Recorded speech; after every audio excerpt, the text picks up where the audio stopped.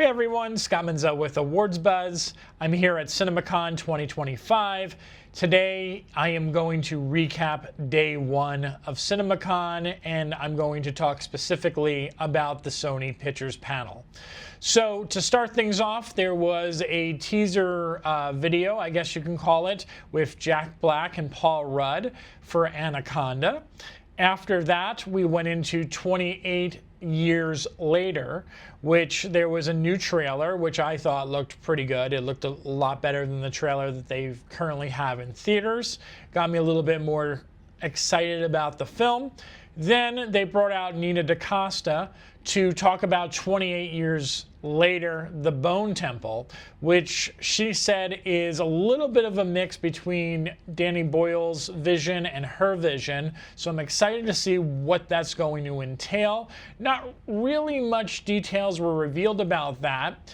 Then we got into Beyond the Spider-Verse, which I thought they were going to kind of like end on this, but they didn't really have a whole lot to show.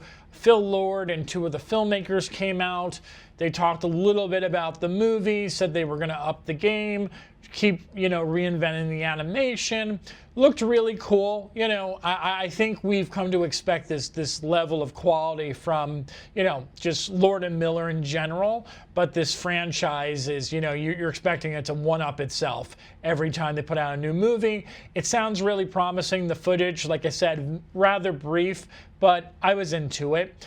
Then we had Caught Stealing, which is the new Austin Butler film. I gotta be honest, this is an Aronofsky film. Does not look anything like an Aronofsky film. And I don't know if that's a good thing or a bad thing. It depends on who you ask, I'm sure. But Austin Butler looks like he's having a great time in this movie. And lots of Jewish references. So I'm kind of here for it. After that, Big, Bold, Beautiful Journey, which I was reading some of the reactions online. People seem a little mixed on this, but to me, this was the movie I was the most excited about after coming out of the panel. It's with Colin Farrell and Margot Robbie, and looks like a good awards movie, but it also looks like a movie that's going to make you feel emotions. It's going to make you cry. I can understand how the concept might be a hard sell for audiences, but I was totally into it, and it was the movie that got me the most excited of the panel. Then we have Goat, which is the Stephen Curry animated Goat movie, which is loosely based on his career and his life. That was followed up with I Know What You Did Last Summer. Now, I grew up obviously watching a lot of these horror movies, Scream and I Know What You Did Last Summer were kind of like the pinnacle of these franchises. And I think I've been very honest and vocal that the last couple of Scream movies did not work for me. I was not a fan of them. I didn't like how meta they were. But I know What You Did Last Summer kind of feels like that, but from the trailer, it does not look like it has the same kind of meta humor. So I'm hoping it was like, hold my beer, we're going to do this right. We will see, but I'm excited about it. Then we have Spider-Man Brand New Day. And listen, I realize that I'm the guy who was on the billboards and I was quoted, that, No Way Home was the best Spider-Man movie, one of the best Marvel movies, or the best Marvel movie, whatever the quote was, and I kind of stand by that. I think that movie was so good, and it hit the right levels of nostalgia and whatnot. When they announced this today, I just was like, I don't know. Like, how are you going to top that? I can't really get excited about it. And despite like Tom Holland having a little video and whatnot, I was just like, okay, it's fine. We'll see. I mean, Marvel's in this weird place right now. I know there was a big update the other day about like the new Avengers movie, but it's kind of hard right now to be excited about Marvel. I'm sorry. I feel like they had such a winning streak for 10 years, and then it's just been kind of like ups and downs, ups and downs, ups and downs. And I don't know. I did, I didn't like the first two Spider-Man movies. The third one knocked it out of the park for me. And then this one, I'm just sort of like, why? Why do we need another one? But whatever. I know people are excited. I'm not going to take away the joy. Maybe it'll be good. Who knows? Karate Kid Legends. I mean, Sony is really trying to go all in on this. I got to be honest, again, child of the 80s. I grew up with the Karate Kid. I love Jackie Chan. Like, I love Jackie Chan. But there's just something about this that just doesn't sit right with me. I don't know if it's just, all the Cobra Kai. Like, I feel like Cobra Kai kind of dropped the ball. And I'm not really that excited about this. And the trailer that they showed today is a new trailer. It's going to be coming out tomorrow. It looks okay. I'm not like, oh my God, I have to see this. But if I had to judge the trailer, I would say it did a better job of selling the movie than most of the other trailers have done.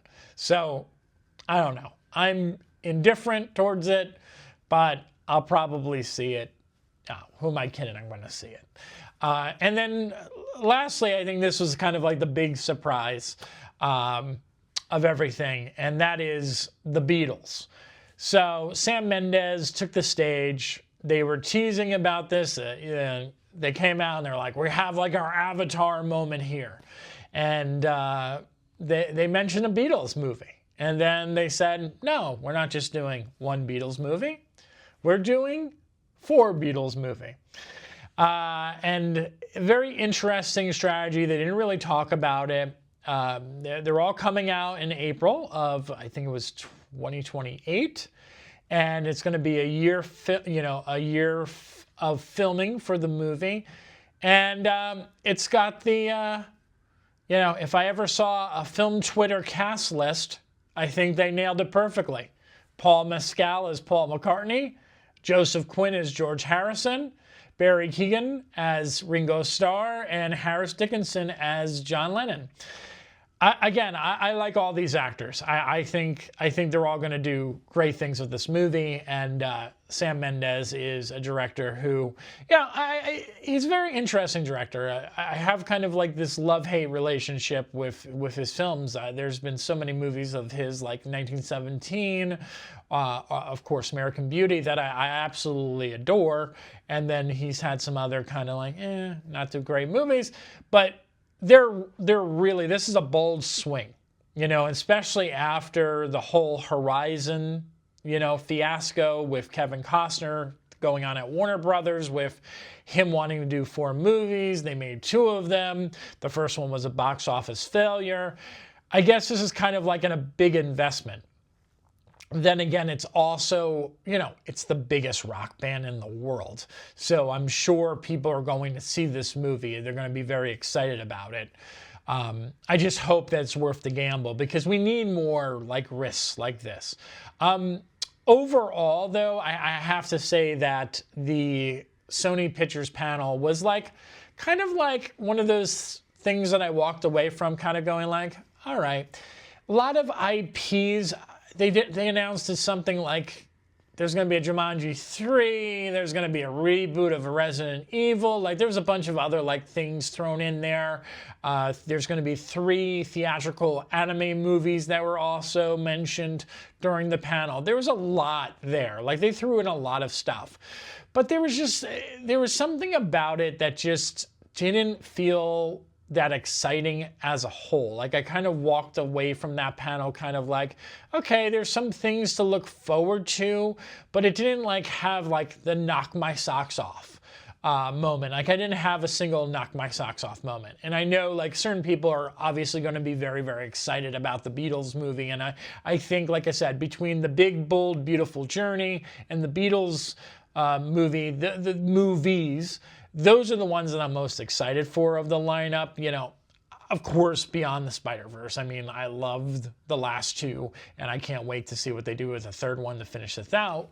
But yeah, I just felt like a lot of IPs. It just I don't know. Like, I love my original content. I love original movies and concepts, and I just wish there was more of that in this lineup. So, yeah, so that's CinemaCon Day 1, the Sony Pictures panel, and I will be back tomorrow. We will be talking about Lionsgate panel, and then also, I believe tomorrow is the Warner Brothers panel, which is traditionally my favorite panel at CinemaCon. So until tomorrow, I'll see you soon. Thanks for watching.